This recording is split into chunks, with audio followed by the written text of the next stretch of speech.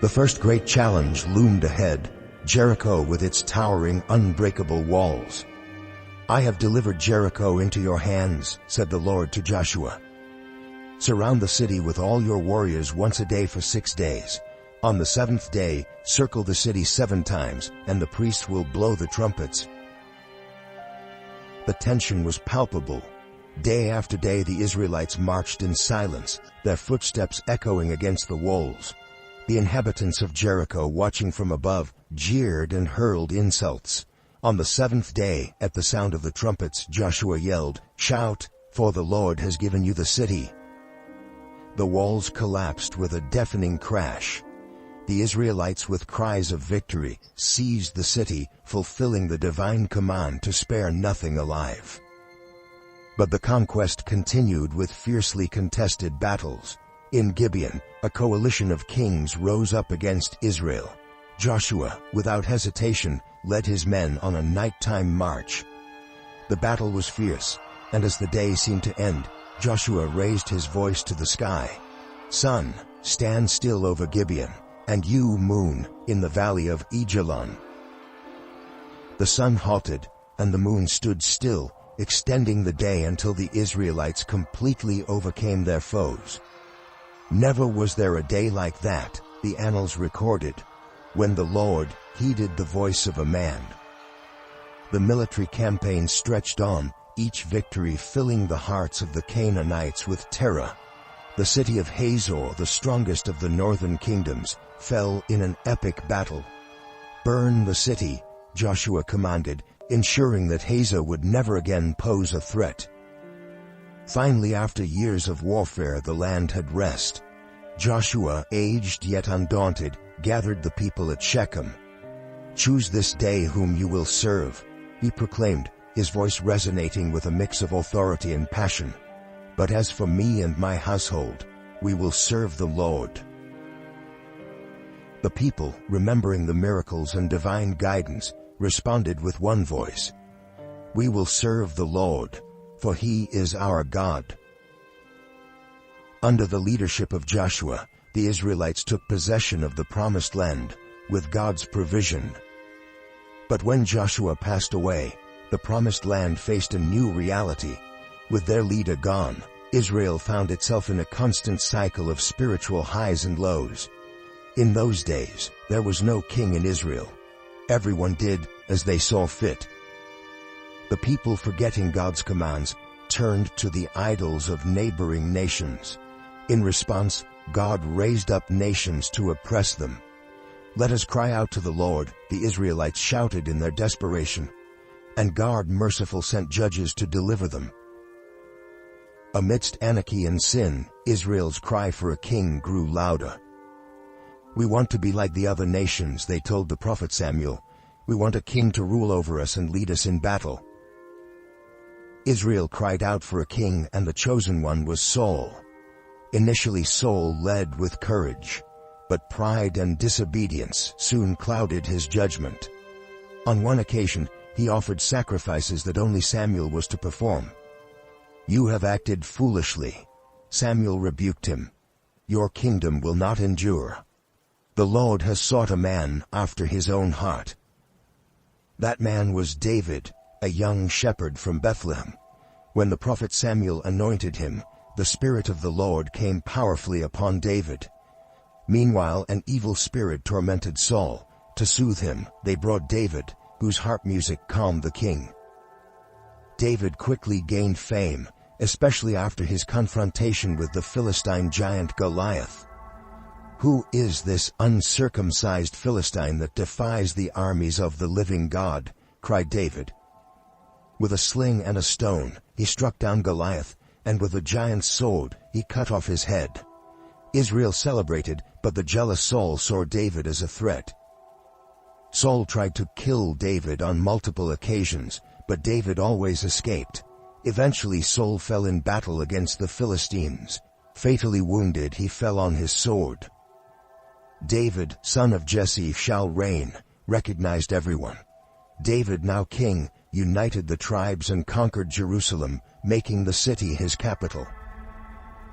David was a brave and just king, yet not without sin. In a moment of weakness, he saw Bathsheba, the wife of Uriah. "Bring her to me," he ordered. Following an affair that led to the murder of Uriah, the prophet Nathan confronted David. "You are the man." Broken, David cried out, "I have sinned against the Lord." Despite his sin, God renewed his promise to David, "Your house and your kingdom will endure forever." David ruled for 40 years, and on his deathbed, he instructed his son Solomon, "Be strong and be a man. Obey the decrees of the Lord." Solomon, famed for his wisdom, began his reign by asking for a discerning heart.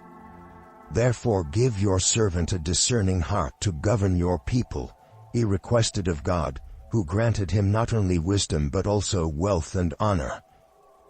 Solomon built the temple in Jerusalem, a place of majestic worship. But in his old age Solomon was led astray by his more than 1,000 wives to other gods. His heart was not perfect with the Lord his God, and the consequences of his idolatry marked the beginning of the end of the united and prosperous kingdom. Solomon, the wise king of Israel, closed his eyes for the last time.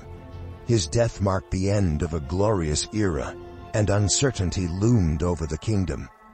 His son Rehoboam ascended to the throne, yet the burden of the crown proved too heavy for him to bear. The nation split immediately. 10 tribes rallied together, forming the northern kingdom known as Israel, under Jeroboam's rule. Only the tribes of Judah and Benjamin remained loyal to Rehoboam, establishing the southern kingdom known as Judah, with its capital in Jerusalem. But Jeroboam, leader of the northern kingdom, fearful that his people might return to Jerusalem to worship, committed the unthinkable. "I will build 2 golden calves," he declared, "one in Bethel, and the other in Dan. These are your gods, O Israel, who brought you out of the land of Egypt." Jeroboam's sin led Israel into idolatry. The prophets raised their voices in warning, but the nation plunged deeper into corruption. The 19 kings of the northern kingdom followed this path. All were wicked and perverse. None sought God. But the worst was Ahab. During Ahab's reign, darkness fell upon Israel. Jezebel, the king's wife, introduced the worship of Baal, the Canaanite god of prosperity.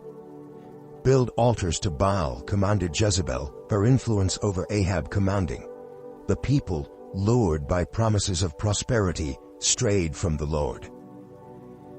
In this era of idolatry, God raised Elijah, a prophet of fiery words and unbreakable faith.